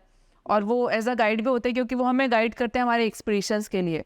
ओके, तो जो ऑन सीज़न है उसमें तो उनका गाइडिंग का काम होता है, और ऑफ सीज़न में जैसे कि उनके पास ही वो लोग अपने फार्मिंग्स वगैरह उन्होंने सेटअप कर रखे हैं, फार्म्स वगैरह, जहाँ पे वो मतलब आलू, पत्ता गोभी, फूल गोभी वगैरह जो बेसिक सब्जियां हैं जो वहाँ उग सकती हैं, उस क्योंकि वहाँ की सॉइल तो उतनी फर्टाइल नहीं है, बट वहाँ पे जो पॉसिबल हो सकता है तो वो लोग उस चीज़ों की फार्मिंग करते हैं ज़्यादातर। ओके, और सबसे ज़्यादा डिफिकल्ट सीज़न मुझे लगता है उनके लिए विंटर का होता होगा, क्योंकि सारी चीज़ फ्रोज हो जाती है। वही पानी भी मतलब जब हम मतलब ट्रैक करके जाते हैं, मैंने एक बार विंटर में एवरेस्ट बेस कैंप का ट्रैक किया था, तब रात में वॉशरूम में पानी टब में भरा हुआ रखा है, सुबह तक वो फ्रीज है। फिर अगर दिन में सनलाइट अगर आई तो वो मेल्ट हो जाता है, नहीं तो सारी चीज़ फ्रीज हो जाती है। वहाँ पे जो पाइप्स वगैरह रहते हैं वो सब में पानी फ्रीज हो जाता है। तो ओवरऑल जो मैं समझ पा रहा हूँ अभी तक, बेसिक लिविंगहुड ही वहाँ पे एक स्ट्रगल है। और यहाँ हम क्या कर सकते हैं? हाँ वहाँ पे मतलब अगर एक तो वहाँ पे उतना एल्टीट्यूड पे बहुत सारी चीज़ें नहीं रहती है, उन्हें नीचे लोकल जैसे काठमांडू से या फिर कहीं से लेके आना होता है, वो सारी चीज़ें वहाँ पे ऐसा तो नहीं कि गाड़ी वगैरह है, वो सारी चीज़ें उन्हें खुद ही कैरी करते हुए लेके आना होता है। मतलब यहाँ तक कि अगर समझ लीजिए जो मेन हिली रीजन है लुकला है, वो ऑलमोस्ट 2000 मीटर हाइट पे है। ओके और जो और आगे कैंप्स वगैरह है या जो स्टेज हैं वो ऑलमोस्ट 4000 मीटर 5000 मीटर तक है। ओके अगर उस लेवल पे उन्हें एक हट भी तैयार करना है तो हट के लिए जो भी रिक्वायर्ड चीज़ें हैं हाँ वो सारी चीज़ें उन्हें खुद कैरी करके ले जानी है। तो क्या आप इमेजिन कर सकते हैं, मतलब स्टीप रास्ता, उसके बाद आपके पास वेट है और गैस सिलेंडर्स वगैरह भी वो खुद कैरी करके ले जाते हैं। तो मतलब मेन उनका अर्निंग सोर्स ही वही है, कैरी सामान करके, पॉटर कैरी करके, सामान कैरी करके उन्हें ले जाना होता है सारी हाइट्स पे जहाँ पे भी ज़रूरत है, और उन्हें उसका डेली वेज जो जितना भी रहता है वो फिर उन्हें मिलता है। इंसान को ना ये पॉडकास्ट देख के ना उसके जीवन की कीमत पता चलने वाली को बता बिल्कुल, हम कितना मतलब लग्जरी में रह रहे ऑब्वियस हैं। बहुत लग्जरी है, और अगर वो नॉर्मल घर में भी है तो वो लग्जरी है। हाँ। बता रहा हूँ क्योंकि यहाँ हमको पानी पीने की सोचना नहीं पड़ता, और सुबह उठ के तुम देखते हो बाथरूम में जाके कि जमा हुआ है ये तो फिर आज भी करेगा क्या, एक तो नेचर कॉल है वो भी वही। बहुत ज़्यादा। ओके ओके ठीक है। तो अब मुझे ये जानना है, जैसे स्टार्टिंग आपने किया होगा, ये जर्नी बहुत लंबी रही है जी। बहुत ही ज़्यादा, और आप बोले कि 8 साल के बाद काइंड ऑफ आपको ये हुआ है, तो शुरू में ट्रैकिंग वगैरह हुआ होगा तो डिमोटिवेशन भी आया होगा। बिल्कुल। आपने डिमोटिवेशन कैसे हैंडल किया और क्या क्या डिमोटिवेशन थे? सबसे बड़ा डीमोटिवेशन मुझे लगता है मेरी लाइफ में तब आया था जब मैंने 2021 में माउंट एवरेस्ट अटेम्प्ट किया था, और तब 2 बार अटेम्प्ट करने के बाद वो मेरा समिट नहीं हो पाया था। तो उस पॉइंट पे तो मुझे भगवान जी ही अपने दुश्मन लग रहे थे लिटरली। मैं मतलब मैंने शायद मंदिर जाना छोड़ दिया था उस पॉइंट पे। मतलब मुझे ऐसा लग रहा था कि आज जो मेरे साथ हो रहा है ये सारी भगवान जी की गलती, मेरी कोई गलती नहीं है इसमें। और मैं इतनी डिमोटिवेट हो गई थी कि मतलब फिर मतलब मुझे कोई और एक्सपीडिशन भी प्लान करने में डर लग रहा था कि जब एवरेस्ट में मुश्किल हुई तब नहीं हो पाया, जबकि डिफ़िकल्टी वहाँ की वेदर कंडीशंस की वजह से हुई थी। बात ये थी कि इंडिया में 2 साइक्लोन आए थे उस टाइम पे समय में, तो उस वजह से पहले तो ये कहा गया था कि वो हिमालयन रेंज पे अफेक्ट नहीं करेंगे, बट साइक्लोन का डायरेक्शन कुछ होता नहीं है, तो वो हिमालयन रेंज पे भी अफेक्ट हुआ और एवरेस्ट रीजन पे भी उसकी वजह से बहुत ज़्यादा मुश्किल आई थी। तो उस वजह से मेरा एक्सपीडिशन नहीं हो पाया था। तो लोगों को तो बोलने में यही आता है कि मतलब उस पॉइंट पे ऐसा भी था कि कुछ लोगों का हो भी गया था, कुछ लोगों का नहीं भी हुआ था। क्योंकि क्या होता है कि जब हम सबमिट के लिए निकलते हैं तो डेट फिक्स्ड होती है, हम चूज करके निकलते हैं हमें किस डेट पे सबमिट करना है। अगर उस डेट पे नहीं हो पाया आपका सबमिट तो आपको फिर वापस आना होता है। ऐसा होता है। तो फिर सबमिट नहीं हो पाया, वापस आ गए। लोगों को लगता है यार तुम तो इतना, मतलब बस 800 मीटर बचे थे मेरे सबमिट के, 8000 मीटर में पहुंच गई थी, इतना पास पहुंच के तुम कैसे नहीं जा पाए। बट उसके बाद भी जो 800 मीटर बचे थे उसमें ऑलमोस्ट 12 से 14 घंटे लगते हैं क्लाइंब करने में। हाँ, तो मुझे पता था कि वहाँ की डिफ़िकल्टी क्या थी और मैं किस वेदर में वापस आई थी, और उस वेदर में अगर मेरी जान बच गई है तो डेफिनेटली वो भी भगवान की ही मतलब भगवान का ही सपोर्ट था कि मैं सही सलामत वापस आ गई हूँ बिना कोई कैजुअलिटी के। तो लेकिन फिर भी दिमाग में तो यही लगता है, गुस्सा भी लगता है कि नहीं हो पाया समिट। लेकिन फिर उसके बाद में जब इस साल मेरा समिट हो गया, 1 नहीं 2 समिट हो गए without losing any fingers, without any casualty, without any difficulty, तो मतलब भरोसा भी है भगवान पे कि उस समय अगर भगवान जी ने नहीं करवा पाया तो इस बार के लिए उनके पास डबल धमाका था मेरे लिए। तो मतलब 1 साल 1.5 साल बहुत डिमोटिवेटेड थी, बट उस पॉइंट पे ऐसा ही था कि मुझे मेरे थॉट्स क्लियर रखने हैं कि डेफिनेटली कई बार हम जब डिमोटिवेट होते हैं तो हम अपने थॉट्स कंट्रोल नहीं कर पाते, बहुत नेगेटिव थॉट्स आते हैं कि जब वो नहीं हो पाया तो अब क्या होगा हमारे साथ लाइफ में। उस टाइम पे ये लगता है कि लाइफ ख़त्म हो गई है, बट उस समय पे मैंने मतलब ठीक है अपने आप को टाइम दिया, अपने दिमाग को सेटल करने के लिए टाइम दिया, और फिर उसके बाद धीरे धीरे मैं अपना जो मतलब तैयारी का लाइफस्टाइल था वो मैंने लाया, और फिर खुद में ही कॉन्फिडेंस लाया। क्योंकि हमको लगता है कि शायद आपसे मैं बात करूंगी तो आप मुझे मोटिवेट कर देंगे, बट रियलिटी ये होती है कि मोटिवेट हमें कोई नहीं कर सकता, हमें खुद को ही मोटिवेट करना रहता है।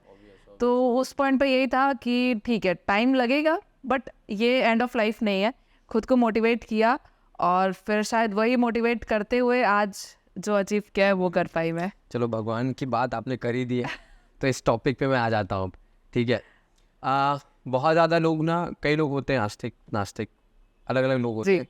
कुछ बीच वाले भी होते हैं कि कुछ अच्छा हुआ तो मान लिया, नहीं हुआ नहीं हुआ तो फिर दिक्कत। ये वाली बात जो आपके साथ बीच में हुआ था। ठीक है, आप कितना मानते हो और do you believe in magic of God?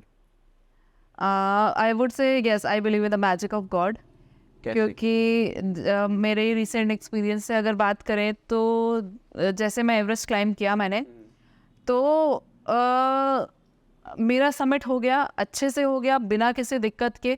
वहीं मेरे कुछ टीममेट्स थे जहाँ उनको कुछ दिक्कतें आई, उनके फिंगर्स, मतलब ये नौबत आ गई कि उनकी फिंगर्स कट करनी पड़ेगी, जैसे कि मैंने बताया फ्रॉस्ट बाइट हो जाती है।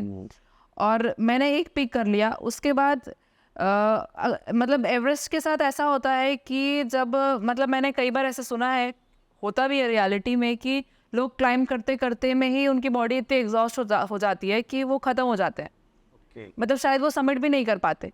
और यहाँ मैंने दूसरे पीक के बारे में भी सोचा, और मैं मतलब माउंट लोथ से जस्ट मैंने समिट किया एवरेस्ट, मैं अपने कैंप पर वापस आई, कुछ घंटे रेस्ट किया, देन मैं माउंट लोथ से क्लाइंब करने के लिए चली गई। उसके बाद क्लाइंब हो गया, सब कुछ हो गया, लेकिन क्लाइंब के दौरान पे भी मतलब मेरे दिमाग में ये लग रहा था कि हर कदम पे मेरा दिमाग ये बोल रहा था, क्या ये वो पॉइंट है जहाँ मैं ख़त्म हो जाऊंगी?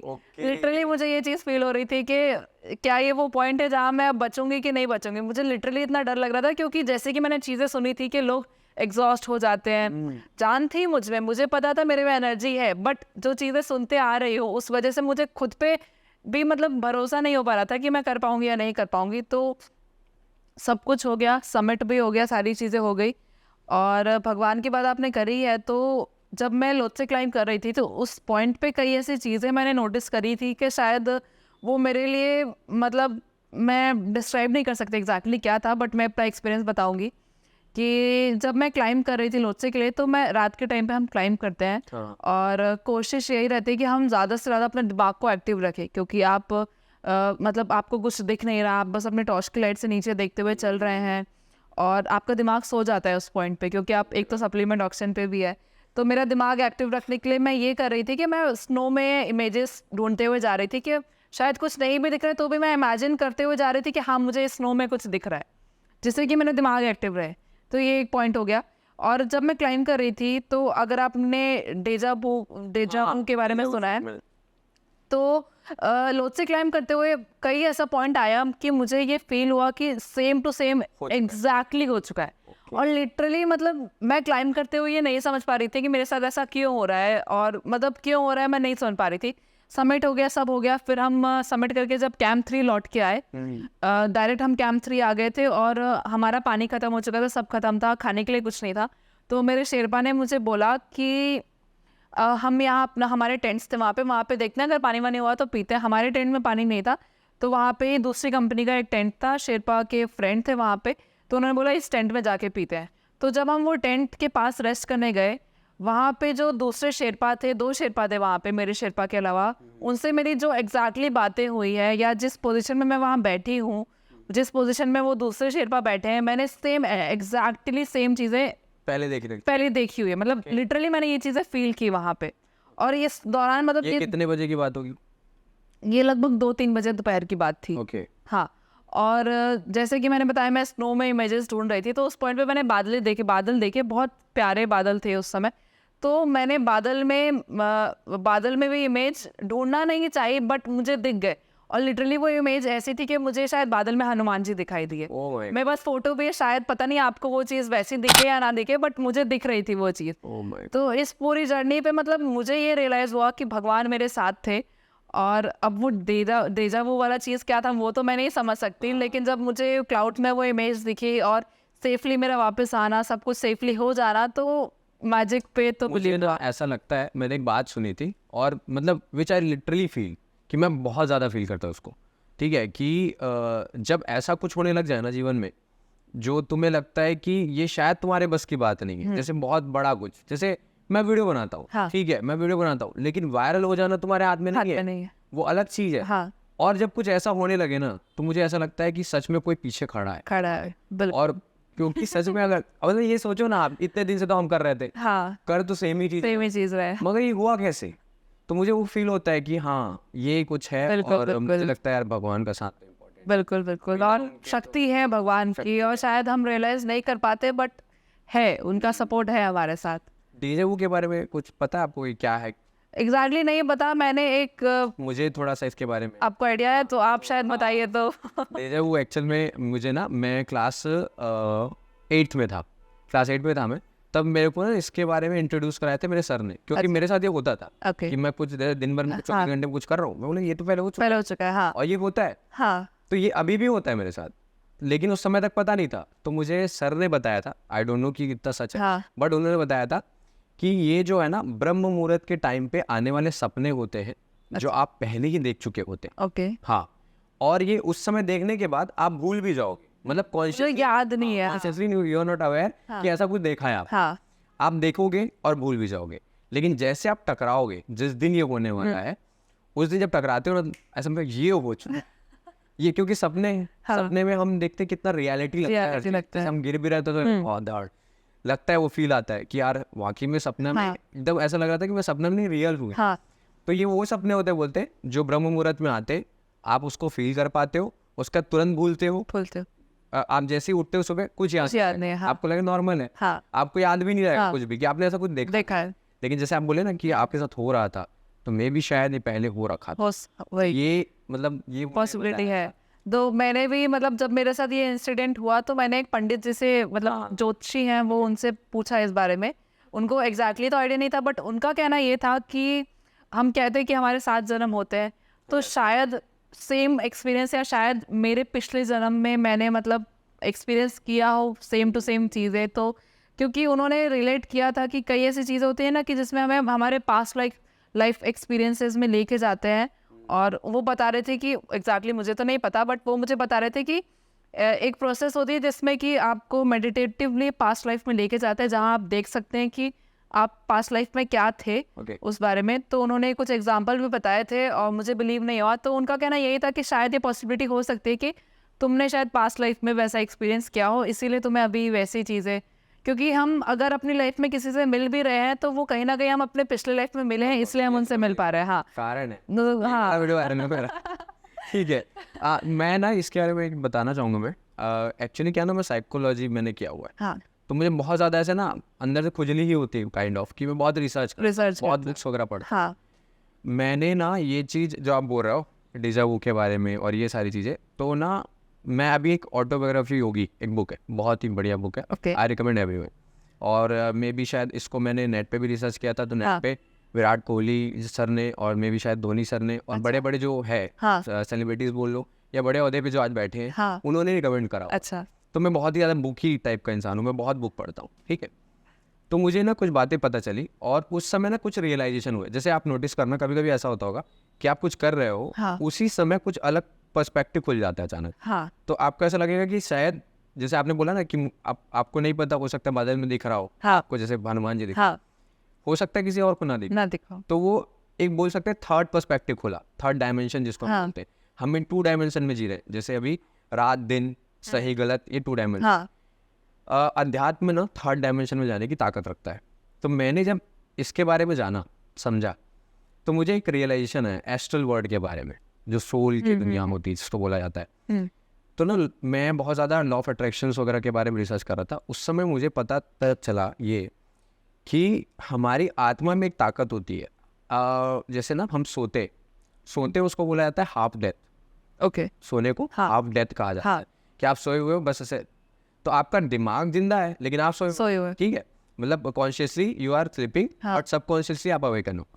तो इसको ऐसा माना गया है, जो मैं रियलाइज कर पाया था थर्ड डायमेंशन में, वो ये था कि आपकी आत्मा कुछ एक्सपीरियंसेस को करने चले जाती है और एक्सपीरियंस करती है। अच्छा, उस दौरान आप जिंदा भी हो, एक्सपीरियंस भी कर रहे हो और फिर वापिस आते हो, और फिर लॉ ऑफ अट्रैक्शन ऐसे काम करता है।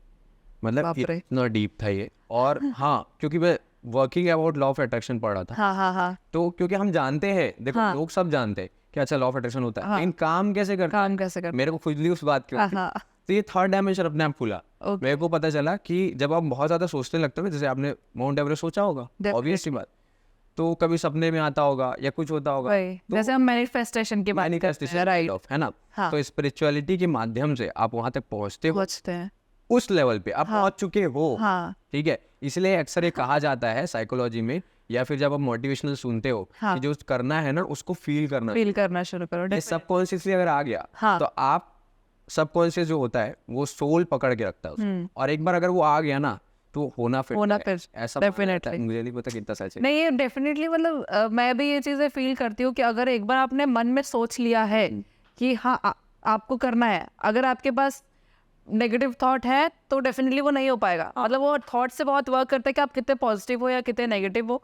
तो सबकॉन्शियसली अगर आपने एक बार सोच लिया तो डेफिनेटली आप कितना बिलीव करते हो लॉ ऑफ अट्रैक्शन, करते हो कि नहीं करते? हाँ नहीं, मैं तो बिलीव करती हूँ कि मतलब डायलॉग हमने सुना है, जो चीज़ को आप चाहोगे वो शिद्दत से चाहोगे वो पूरी कायनात आपको उससे मिलाने की कोशिश करेगी। तो मेरा भी मानना यही है कि कई बार ऐसा होता है कि शायद शिद्दत से चाहने के बाद भी हमें वो चीज़ें ना मिले, बट ऐसा नहीं कि इस पॉइंट पे हमें वो नहीं मिले तो कल को भी नहीं मिलेगी।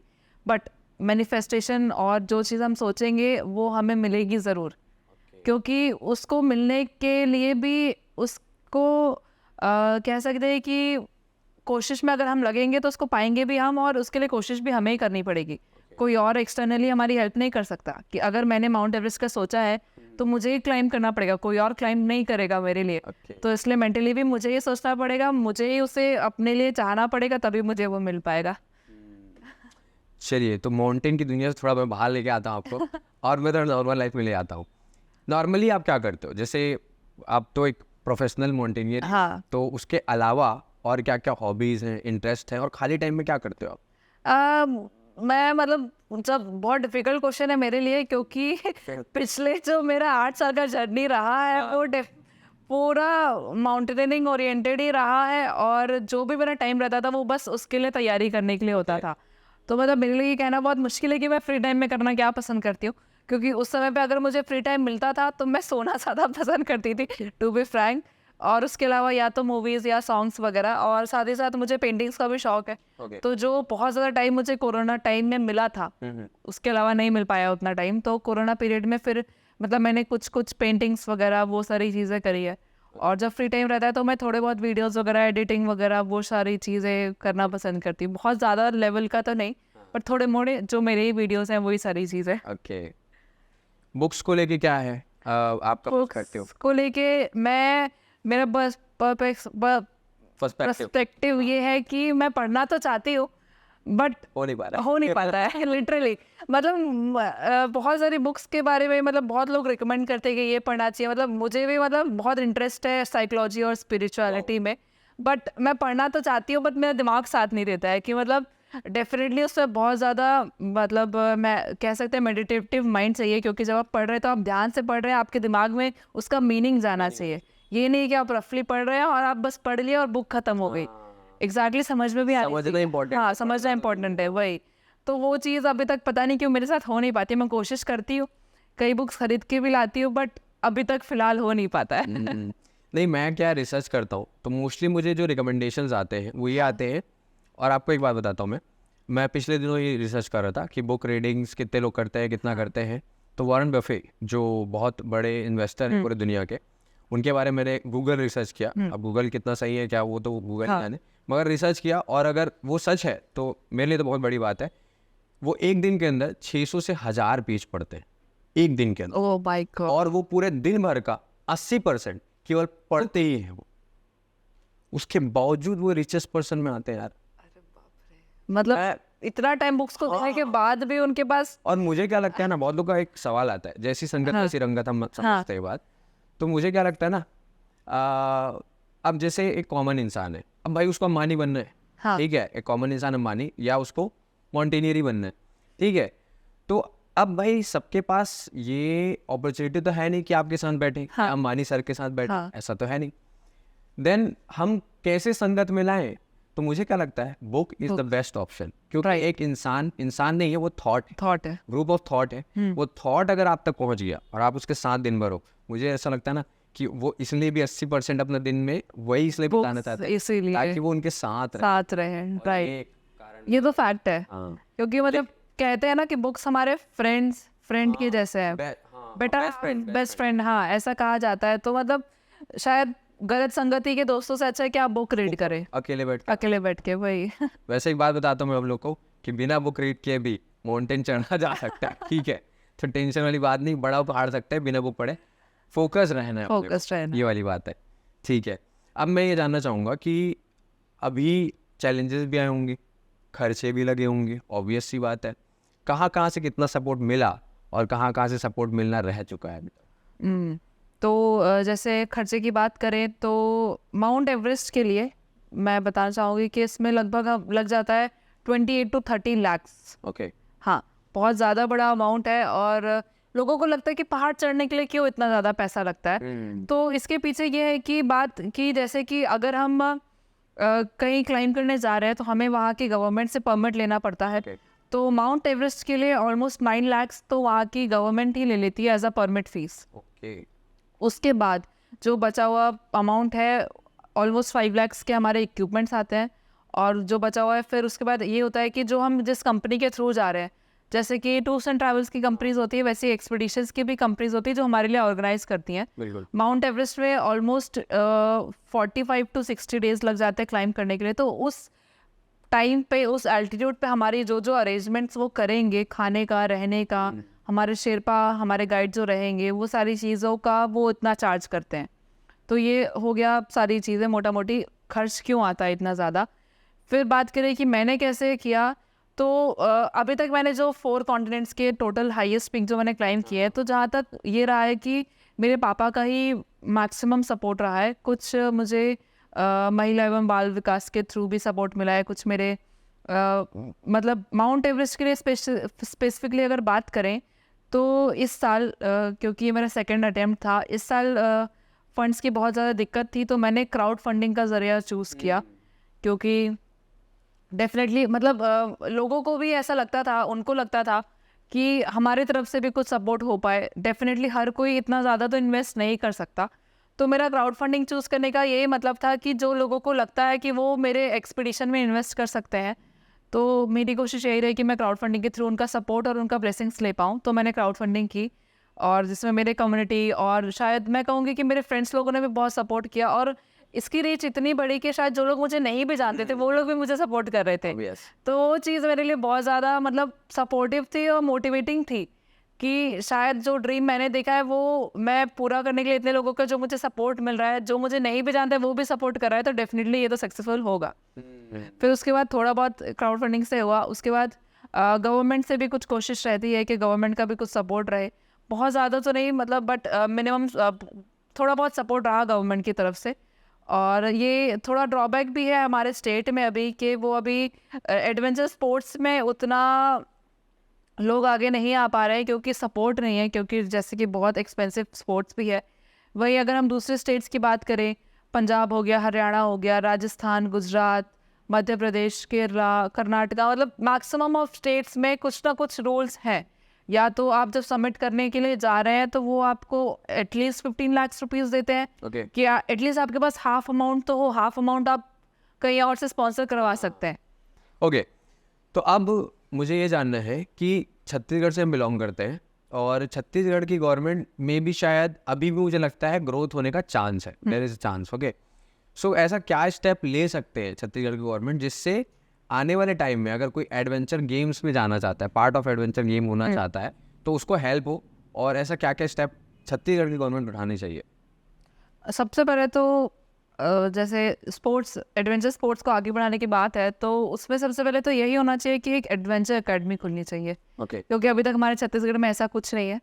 और एडवेंचर एकेडमी में हमें बहुत ज़्यादा सेटअप नहीं चाहिए, एक मेनली हमें एक आर्टिफिशियल क्लाइंबिंग वॉल चाहिए जिससे कि लोगों को हम इंट्रोड्यूस कर पाए कि क्लाइंबिंग क्या होता है। और देखिए तो हमारे छत्तीसगढ़ के आसपास पहाड़ भी है, काफी पहाड़ है, ऐसा नहीं कि कम है। हम पहाड़ से गिरे हुए हैं, ऐसा नहीं है कि यहाँ पहाड़ नहीं है। मेरे भी रायगढ़ के पास से बहुत सारे पहाड़ है। तो हमारे अगर एडवेंचर एकेडमी खुलेगी, एडवेंचर कंपनी खुलेगी यहाँ पे, तो हम लोगों को इंट्रोड्यूस कर पाएंगे कि ट्रैक्स वगैरह क्या होते हैं, एडवेंचर फील्ड क्या होती है, हाइकिंग क्या होती है।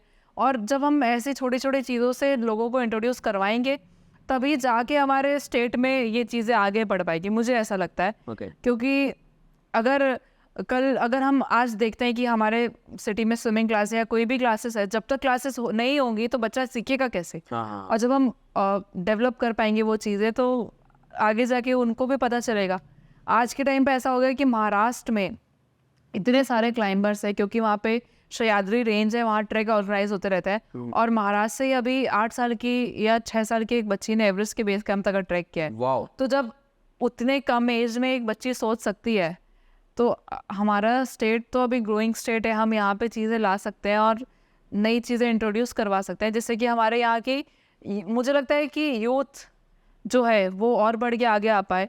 और एडवेंचर फील्ड से मुझे ये लगता है कि आज जब मैंने माउंट एवरेस्ट क्लाइंब किया, डेफिनेटली लोगों को खुशी हुई, लेकिन साथ ही साथ लोगों को खुद पे भी भरोसा आता है कि आज जब इस लड़की ने ये करके दिखाया तो हमने जो ड्रीम सोचा है हम वो अचीव कर सकते हैं। आराम से, हाँ डेफिनेटली उसमें कई सारे हर्डल्स हैं, लेकिन क्रॉस करके हम आगे बढ़ सकते हैं। डेफिनेटली। ओके, तो हाँ मैं ये जानना चाहूँगा क्योंकि मैं आपके इंस्टा आईडी को मैं देख रहा था, इंस्टा पे मैंने देखा कि एक वीडियो को बहुत प्यार मिला है, बहुत ही ज़्यादा प्यार मिला है, ठीक बिल्कुल। है, वो आपने पिन कर रखा हुआ है। हाँ तो वो वीडियो आपने बनाया है माउंट एवरेस्ट के आसपास जी। बनाया आपने बैठ के आराम से, तो वो मोमेंट क्या था और कैसे, क्या आप बता रहे हो उसमें, एक बार बता दीजिए ऑडियंस को। बिल्कुल। और मैं यार पिन कर दूंगा इनका इंस्टा आईडी नीचे डिस्क्रिप्शन में, जाके बिल्कुल फॉलो कर लेना। ओके, तो बताइए। तो वो वीडियो ऐसा था कि वो वीडियो मैंने समिट से नहीं बनाया था, समिट के बाद आके जब मैं सेफली कैंप 4 पहुंच गई थी एवरेस्ट के, तब मैंने वो वीडियो बनाया था। और वो वीडियो इसीलिए ज़रूरी था मेरे लिए क्योंकि मेरी एवरेस्ट की जर्नी जो थी वो मेरे अकेले की नहीं थी, उस जैसे कि मैंने बताया क्राउड फंडिंग करी थी, तो उसमें बहुत सारे लोगों का सपोर्ट था। तो वो मेरे लिए एक शुक्रिया का वीडियो था कि आज जो मैं अचीव कर पाई हूँ उनके ही सपोर्ट से कर पाई हूँ। और वो वीडियो मैंने समिट पे इसलिए शूट नहीं किया क्योंकि जब मैं समिट पे पहुंची थी ऑलमोस्ट मॉर्निंग का 6 o'clock हो रहा था, सनराइज हो रहा था एक साइड से, बट दूसरी तरफ से क्लाउड्स भी आ रहे थे, तो बहुत ज़्यादा ड्रास्टिकली वेदर चेंज हो रहा था और वहाँ पे ऑलमोस्ट -40 डिग्री का टेम्परेचर था। तो उस टेम्परेचर में अगर मैं ज़्यादा वेट करती, मेनली वहाँ पे मेरे लिए ये इंपॉर्टेंट था कि मेरा जो इंडिया का फ्लैग है मैं वो पहले उसके साथ एक उसको फहराऊँ, उसके साथ एक फ़ोटो लूँ, उसके बाद में जो मेरे स्पॉन्सर्स है उनका फ़ोटो लूँ, और साथ ही साथ मैंने एक जो मेरे कैंपेन में जिन लोगों ने सपोर्ट किया था उनका मैंने एक प्राउड सपोर्टर्स फॉर एवरेस्ट का एक फ्लैग बनाया था जिसमें कि उन सबके नाम थे। तो मेरी कोशिश ये थी कि जिन लोगों ने सपोर्ट किया उन सबके नाम एवरेस्ट तक पहुंचना ज़रूरी है। वाह। तो तब मैं वीडियो नहीं बना पाई थी क्योंकि वहाँ पे अगर मैं रुकती तो मुझे फ्रॉस्ट बाइट होने के चांसेस थे और शायद बहुत ज़्यादा मैं एग्जॉस्ट भी थी। तो अगर मुझे फ्रॉस्ट बाइट हो जाती तो शायद जो मेरी 10 उंगलियाँ दिख रही है आज उसमें से एक आध कम होती। तो मेरे लिए सेफली वापस आना इंपॉर्टेंट था, तो इसलिए मैंने वो वीडियो फिर अपने टेंट से बनाया और साथ ही साथ लोगों को शुक्रिया देते हुए कि उनका सपोर्ट और ब्लेसिंग्स की वजह से आज मैंने वो अचीव किया है। तो हाँ मैं यही जानना चाह रहा था आपसे कि जो इस लाइफ में घुसना चाहता है, क्योंकि पूरी ज़िंदगी है ये, है ना, जो इस लाइन में आना चाहता है, इस लाइफ को जीना चाहता है, वो कैसे एंटर करेगा, ट्रेनिंग फील्ड में इसमें कैसे जा सकते हैं, क्योंकि मुझे अच्छा लगा ट्रेनिंग फील्ड अगर इसमें है हाँ। और उससे हम कुछ अर्निंग कर सके, अपने लाइवलीहुड चला सके तो अच्छी बात है। तो ट्रेनर कैसे बना जा सकता है और कौन ऐसे ट्रेनर आपको मिले जिनको देख के लगा कि ये कुछ अलग लेवल का ट्रेनर है? ठीक है, तो बात करें जैसे कि स्टार्टिंग स्टेज की, अगर आप इस फील्ड में आना चाहते हैं तो सबसे पहले आप कोर्सेज कर सकते हैं। सबसे पहला बेसिक कोर्स होता है, फिर एडवांस कोर्स होता है जिसमें और एडवांस टेक्निक सिखाई जाती है। और अगर आप एज अ इंस्ट्रक्टर भी जाना चाहते हैं माउंटेनिंग फील्ड में तो इसमें 2 कोर्सेज होते हैं। जैसे कि मेथड ऑफ इंस्ट्रक्शन का एक कोर्स होता है जिसमें आपको सिखाया जाता है कि आप, जैसे कि एक टीचर का कोर्स होता है, आप बीएड करते हैं, टीचर कैसे बने, तो वैसे अगर आप माउंटेनिंग फील्ड में टीचर बनना चाहते हैं तो मेथड ऑफ इंस्ट्रक्शन का एक कोर्स होता है। कोर्सेज ज़्यादा बड़े नहीं है, बस 1 महीने के कोर्सेज रहते हैं और जिसमें आप सीख सकते हैं। और साथ ही साथ माउंटेनियरिंग एक रिस्क की फील्ड है, तो इसका एक कोर्स होता है रेस्क्यू का course, okay, search and rescue का कोर्स होता है जिसमें आपको टेक्निक सिखाई जाती है कि अगर कोई फंस गया है, एवलांच में फंस गया है, क्योंकि आपको पता नहीं है वो किस पोजीशन पे है, कहाँ पे है, तो आप उनका कैसे रेस्क्यू कर सकते हैं। तो इसके ये बेसिक 4 कोर्स होते हैं। और इसके अलावा अगर आप एज अ अर्निंग सोच रहे हैं तो डेफिनेटली आप अपनी एक एक्सपीडिशन या ट्रैकिंग या हाइकिंग कंपनी खोल सकते हैं इंडिया लेवल पे। और अगर आप बाहर फॉरेन कंट्री का सोच रहे हैं, इंडिया में उतना स्कोप नहीं है, लेकिन आप फॉरेन कंट्रीज़ के लिए, स्कूल्स के लिए, कॉलेजेस के लिए एज अ आउटडोर एजुकेटर बन सकते हैं। ओके, हमारे यहाँ नॉल्स नाम का एक इंस्टीट्यूट है रानीखेत में, ओके, जो कि ये कोर्स करवाते हैं आपको आउटडोर एजुकेटर बनने के लिए, जिसमें कि बहुत ज़्यादा स्कोप है आज के टाइम पे। तो ये सारी चीज़ें हैं जो आप स्टार्ट कर सकते हैं और एज अ इंस्ट्रक्टर या एजुकेटर के तौर पे बन सकते हैं। और अगर बात करें इंस्ट्रक्टर की, तो जब मैंने अपना पहला कोर्स किया था तो वहाँ पे एक फ़ीमेल इंस्ट्रक्टर ओके, इंस्ट्रक्टर थी जो कि मतलब उनकी पर्सनालिटी ही इतनी अलग थी कि मतलब एक होता है ना कि पर्सनालिटी से आपको एक डिफरेंट वाइब आ रही है और बहुत पॉजिटिव वाइब आ रही है, तो मतलब वो इंस्ट्रक्टर को देख के मैं समझ गई थी मतलब कुछ बात है मैम में और ये बहुत ही तगड़ी क्लाइंबर है। तो जब कोर्स के दौरान पे भी हम उनके साथ रहे, जब वो हमें टेक्निक सिखाती थी, तो मतलब मैं बहुत ज़्यादा इंस्पायर होती थी उनसे और कहीं ना कहीं मुझे भी ये लगता था कि मुझे भी इनके जैसा क्लाइंबर बनना है और इन्हीं के तरीके से मुझे अपना ड्रीम अचीव करना है। और साथ ही साथ मेरे एक इंस्ट्रक्टर हैं जो मतलब जो मेरे फिजिकल फिटनेस और मेंटल फिटनेस में मेरी बहुत हेल्प किया है, रायगढ़ के ही है वो, किक बॉक्सर हैं वो इंटरनेशनल लेवल के। तो उन्होंने बहुत मेरी मदद करी मेरी फिजिकल फिटनेस मेंटेन करने के लिए और मेंटल फिटनेस मेंटेन करने के लिए। मैं कहूँगी कि शायद मैंने कोर्स तो कर लिए थे, लेकिन उसके बाद में जो एक सिटी में रह के कोर्स करना था वो मेरे लिए अमरदीप सर थे, जिन्होंने मेरा बहुत ज़्यादा सपोर्ट किया है और हेल्प की है। ओके। अभी आप जब हमारी बात हो रही थी तो आपने एक बात कही थी कि कोई एक ऐसे ट्रेनर थे जिनका एज बहुत ज़्यादा था और वो कुछ अलग। जी जी जी, बिल्कुल कौन है वो? बिल्कुल। बता दीजिए। तो जब मैंने अपना बेसिक कोर्स किया था, तो कोर्स के लिए जब हम ग्लेशियर ट्रेनिंग के लिए जाते हैं तो हम एक ग्लेशियर ट्रेनिंग के लिए भी बेस कैंप में रहते हैं, देन उसके बाद ग्लेशियर जाते हैं और वापस बेस कैंप में आके रुकते हैं। तो बेस कैंप में जो रिवर फ्लो हो रही थी वो ग्लेशियर से मेल्ट, जो वाटर मेल्ट हो रहा था वो फ्लो हो रही थी। तो वहाँ पे मतलब उतना एल्टीट्यूड पे ऑलमोस्ट 4000 मीटर का वो एल्टीट्यूड था, वहाँ पे आप नहा नहीं सकते। अगर हम हमारे जो मेस्टीन हम कहते हैं जिसमें हम खाना लेते थे, अगर हम अपने मेस्टीन भी उस पानी से धोते थे तो हमारी उंगलियां ब्लू पड़ जाती थी। मतलब जो फ्रॉस्टबाइट की फर्स्ट स्टेजेस है वहाँ तक वो कंडीशन पहुँच जाती थी। तो मतलब हम अगर बर्तन भी धो रहे थे ऐसी हालत होती। तो हमारे एक इंस्ट्रक्टर थे, उनको टाइगर ऑफ द माउंटेन भी कहा जाता है। ओके। तो वो उस ठंडी में, उस नेगेटिव टेम्परेचर में, उस ठंडे पानी में भी वहाँ पे वो नहाते थे। तो मतलब आप सोचिए कि उनकी बॉडी की स्ट्रेंथ कितनी ज़्यादा होगी कि अगर वहाँ हम हाथ नहीं धो पा रहे, वो नहा रहे उस नेगेटिव टेम्परेचर पे। तो मतलब वो बहुत ज़्यादा ही मतलब दिमाग हिला देने वाली कंडीशन थी। क्योंकि अगर बात करें हरिद्वार की, हरिद्वार में गंगोत्री वाली गौमुख से पानी आ रहा है, गंगा का जो पानी आ रहा है वो अगर आप पैर भी डालते हैं तो आपके पैर सुन पड़ जाते हैं। उसमें लोग डुबकियाँ लगाते हैं। तो जब आप डुबकियाँ लगाते हैं तो आप रियलाइज़ करते हो कि आपका दिमाग कुछ सेकंड के लिए एकदम फ्रीज हो जाता है या बहुत पेन होता है। तो मतलब उतने ठंडे पानी से नहाने के बाद मतलब हालत ख़राब हो जाती है। वो वहाँ। हाँ। अरे। डायरेक्ट ग्लेशियर का पानी। Okay okay okay okay. तो एक मैं बात पूछना चाहूँगा और इसके बाद हम लास्ट में चलेंगे, लास्ट स्टेज में चलेंगे। बात यह है कि केदारनाथ में बाढ़ आया हुआ था बीच में, बहुत ज़्यादा भूकंप और एक काइंड ऑफ चीज़ें हुई थी जिसकी वजह से बहुत लोग की जाने गई थी। ठीक है, आप एज एन माउंटेनियर आपको एक्सपीरियंस है चीज़ों का कि कैसे होता है, क्या होता है, क्या कारण रहा होगा वहाँ पे कि ये बहुत ही ज़्यादा स्पीड से आया और ये सब उड़ा के ले गया, क्या था कारण? जैसे कि जहाँ तक मैंने सुना था कि वो बोला गया था कि वहाँ बादल फटने की वजह से जो हुआ है वो, और मैं कहूँगी कि ये कारण जहाँ तक है हमसे रिलेटेड है। आज का जो डिजिटलाइजेशन हो गया है इतना, या जो भी हम इतना व्हीकल वगैरह यूज़ करता है, या जो मेनली ग्लोबल वार्मिंग का जो इफेक्ट है, उस वजह से मैं कहूँगी कि शायद वो जो वहाँ पे जो कैलेमिटी आई वो उस वजह से ही आई। क्योंकि आज के टाइम पे हम एटमॉस्फेयर प्रिडिक्ट नहीं कर सकते। देखिए अभी बारिश का सीज़न, लेकिन बारिश का नामो निशान नहीं है, बस गर्मी है। गर्मी में भी बारिश हो जाती है, ठंडी में भी बारिश हो जाती है। तो मतलब एक जो पहले हम जो हमेशा पढ़ते आते हैं, हमने ज्योग्राफी में पढ़ा है कि मंथ डिसाइडेड है कब कौन सा सीज़न होगा, लेकिन आज के टाइम पे वो डिसाइडेड नहीं रहा है। Correct correct. कभी भी कोई भी चीज़ें हो रही है। तो ग्लोबल वार्मिंग का भी इफेक्ट है जिस वजह से वहाँ पे, और ये सारी मतलब हम जो चीज़ें करते आ रहे हैं उसी का वो आउटकम है। Correct correct. तो कहीं ना कहीं वो हमारी ही गलती है। केदारनाथ गया हो? नहीं, जाना है मुझे, वो मतलब ड्रीम है मेरा। अभी तक मेरे दिमाग में, और मेरे बाबा भी ये कहते हैं कि जो तुमको शौकिया तौर पे ट्रैक्स करने हैं वो तुम अपनी लाइफ में करते रहना, पहले जो ड्रीम है वो अचीव कर लो।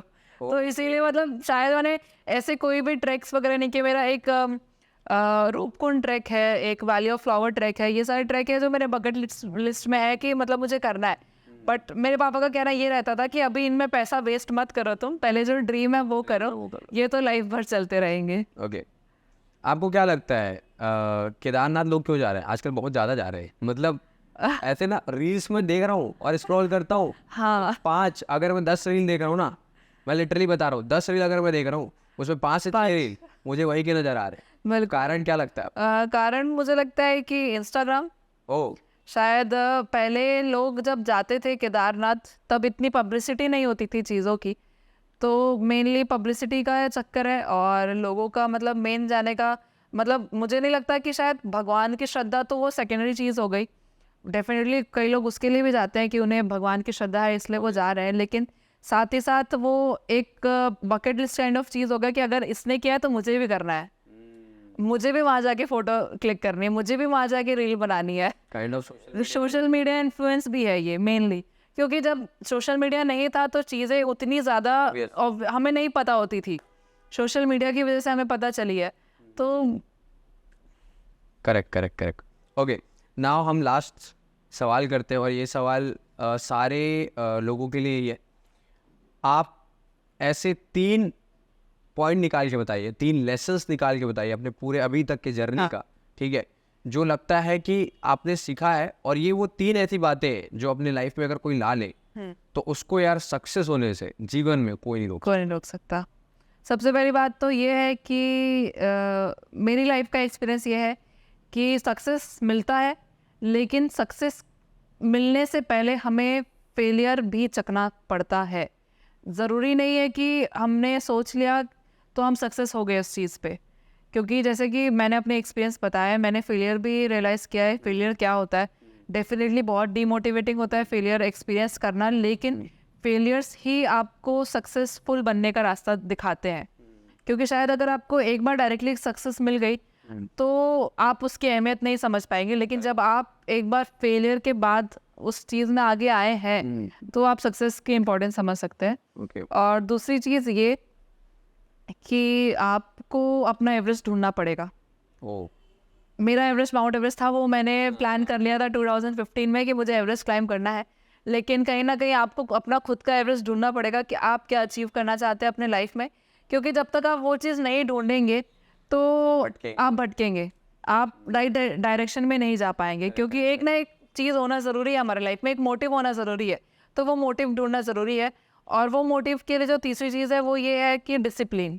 कि अगर आपने मोटिव ढूंढ लिया है लेकिन अगर आपके पास डिसिप्लिन नहीं है तो शायद आपको वो मोटिव अचीव करने में 5 साल लग रहे हैं तो आपको उसके लिए 20 साल भी लग सकता है, तो आपका टाइम बहुत वेस्ट हो सकता है। तो इसीलिए हमारे पास ये 3 चीज़ें होनी चाहिए, एक तो फेलियर और सक्सेस की चीज़ें हमें समझ में आना चाहिए, दोनों के इम्पोर्टेंस। उसके बाद अपना एवरेस्ट होना चाहिए और डिसिप्लिन होना चाहिए उसके लिए। Wow, thank you so much, और बहुत कुछ सीखने मिला है आपसे। जाते जाते मैं अपने लिए कोई एडवाइस अगर आप देना चाहो, मतलब मुझसे बात करके कैसा लगा आपको, ठीक है, और दूसरी चीज़ ये कि मुझे क्या आप बताना चाहोगे कि मेरे भी बहुत सारे ड्रीम्स हैं और मैं उसको कैसे अचीव करूँ। आपसे बात करके तो सबसे पहले ये रियलाइज़ हुआ कि आप बहुत नॉलेजेबल हैं, क्योंकि आपको चीज़ों की नॉलेज है। और ये पॉडकास्ट करने के बाद मैं समझ गई कि आपने रिसर्च तो अच्छे से करी है, क्योंकि जब तक इंसान रिसर्च नहीं करता है तो वो क्वेश्चंस नहीं पूछ सकता है, तो हमें रिसर्च करना ज़रूरी होता है। और आपसे मुझे जो सीखने के लिए मिला है कि मुझे मोटिवेशन मिला है कि बुक्स पढ़ना ज़रूरी है, जैसे कि जो हमारी बातें हुई उसके बाद मुझे लगा कि एक बेस्ट फ्रेंड मेरी बुक होना ज़रूरी है मुझे लाइफ में और नई चीज़ें अचीव करने के लिए। और साथ ही साथ आपके लिए मैं यही कहना चाहूँगी कि आपने जो सोचा है वो डेफिनेटली आप अचीव तो करोगे, और इससे ज़्यादा मैं क्या ही कह सकती हूँ। मुझे ये लगता है कि शायद आप तो सोचा है वो आप अचीव कर रहे हो। एक और बात के साथ क्लोज करते हैं इसको पूरी तरीके से। मैं बुक पढ़ रहा था, थिंक लाइक मॉन्क, जाके देखना, बहुत अच्छी बुक है और मैं रिकमेंड भी करता हूँ आपको, ठीक है। उसमें एक बात लिखी थी और वो बात बहुत गहरी थी। ये बात मैं पहले भी कह चुका हूँ और वो बहुत लोगों ने प्यार दिया उस वीडियो को। अब वो बात ये थी, थिंक लाइक मॉन्क का पहले ही पेज, पहला ही चैप्टर, उसमें पहला ही 2 से 3 लाइन में लिखा गया है वो चीज़। बोले कि आप वो नहीं होते जो आप सोच रहे होते हो, ठीक है। आप वो नहीं होते जो आप सोच रहे होते हो, या आप वो भी नहीं होते जो सामने वाला सोच रहा होता है, ठीक है। आप वो नहीं होते जो आप सोच रहे हो, आप वो भी नहीं हो जो सामने वाला सोच रहे हो, आप वो होते हो जो सामने वाला सोच रहा करके आप अपने बारे में सोच रहे हो। एक बार फिर से रिपीट करिए इसको। ठीक है, ये हाँ, मतलब जब मैं पढ़ा तो मैं उसको आधे घंटे खुद लेके बैठा था। ये 10 बार पढ़ना पड़ा होगा आपको, ठीक है। तो उसमें बहुत ही गहरी थी बात कि आप वो नहीं होते जो आप सोच रहे हो, राइट, ठीक है। आप वो भी नहीं होते जो सामने वाला सोच रहा है आपके बारे में, आप वो होते हो जो सामने वाला सोच रहा करके आप सोच रहे हो अपने बारे में। ओके, ठीक है, समझ गए मैं। हाँ, ये तो खतरनाक। थोड़ा और दिमाग हिलाने वाली चीज और है। उसके बाद उसमें उसी चैप्टर में मेथड एक्टिंग के बारे में बात हुई, जिसके बारे में अनुपम खेर जी बहुत बताते हैं। मेथड एक्टिंग वो होता है दरअसल जब हम सोसाइटी में कोई काम कर देते हैं, हाँ तो वो जब काम करने के बाद आप जानबूझ के या फिर ना जानते हुए भी अचानक अनजान तरीके से आपके ऊपर ना एक रिस्पॉन्सिबिलिटी आ जाती है, आ जाती जो शायद आप लेना नहीं भी चाहो तो लेना पड़ेगा। जैसे आप माउंटेन चढ़ के आ गए, आ गए। लेकिन अब हो सकता है इस इमेज को बनाने के लिए आपको वो भी करना पड़े जो आपके मन में नहीं। नहीं है। आई होप मजा आया होगा आपको। राइट, डेफिनेटली बहुत मजा आया। Thank you so much to be part of our podcast show. ARD podcast में आने के लिए बहुत बहुत धन्यवाद। आने वाले टाइम में बिल्कुल मैं चाहूँगा कि और बड़े बड़े आप अचीवमेंट्स करके आएँ और बहुत जल्दी जल्दी हम लोग और पॉडकास्ट करते जाएँ। बिल्कुल। ठीक है। सो गाइज, अगर आप यहाँ तक पहुँच चुके हो और सारा पॉडकास्ट देख लिया है तो आई होप कि आपको बहुत ही ज़्यादा मज़ा आया होगा। और ऐसे ही पॉडकास्ट के लिए पहले चैनल को सब्सक्राइब कर देना, रेड वाला जो बटन है वो दबा देना, साथ ही बेल आइकन को प्रेस कर देना। रही बात यासी जैन जी के साथ मेरी वाइब्रेशंस की, तो मुझे बहुत मज़ा आया, बहुत कुछ सीखने मिला। मिलेंगे अगले वीडियो में बहुत ही जल्द amazing content, amazing podcast, amazing mindset के साथ। तब तक के लिए ध्यान रखो, टेक केयर, बाय बाय, जय श्री कृष्ण, राधे राधे।